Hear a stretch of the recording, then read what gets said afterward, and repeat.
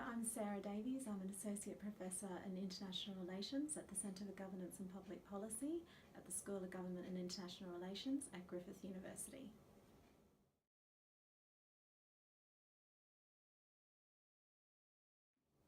In the area of women, peace and security, what there's been a lot of talk about, particularly with the 15-year anniversary of the United Nations Security Council resolution on women, peace and security, is that we've had 15 years of discussion about women's experience of war is different to that of men's. It may be different at the point of war escalating. It will be different during war, and their experience will be different after war. But what we are struggling to see is that equal fulfillment of women's voice and experience to conflict prevention measures, the protection and the provisions for their protection during conflict, and the ensuring that they are part of the peace building process afterwards. And so I think what is important about the contemporary model at this moment is that in the last 2 to 3 years we've had the most active discussion in particular about women's right to participate in peace building processes, not because they're necessarily going to be more peaceful, but because we have less than 10% of all peace agreements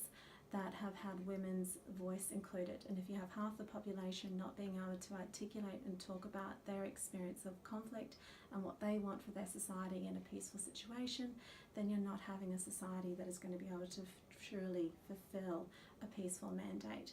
And so what's becoming really important now is not just having these discussions about women's inclusion in the UN Women Institution, or having women's civil society organisations meet at separate forums to these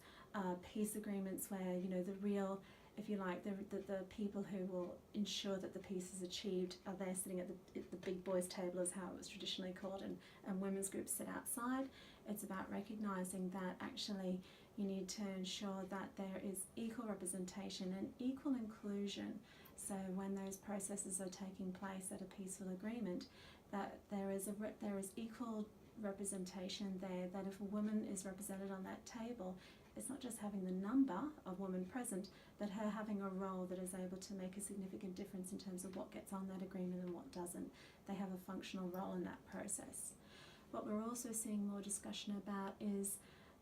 how other agendas and other areas of security that are really important for maintaining peace and security need to ensure that there is a gender focus. So in areas such as the responsibility to protect, which is about preventing genocide and mass atrocities, what things do we need to think about when we're talking about a society that is being robust against preventing genocide and mass atrocities? What role of gender equality needs to be included in this discussion, and how do we think about ensuring that on the ground? If we're talking about human rights up front, what particular provisions of women's human rights and minority rights need to be included and made as a priority for United Nations actors on the ground when they're reporting situations? How do they ensure that they have that gender lens and that gender focus when they're operating in fields where there might be opposition to them making reports that may be adverse to the country that they're in?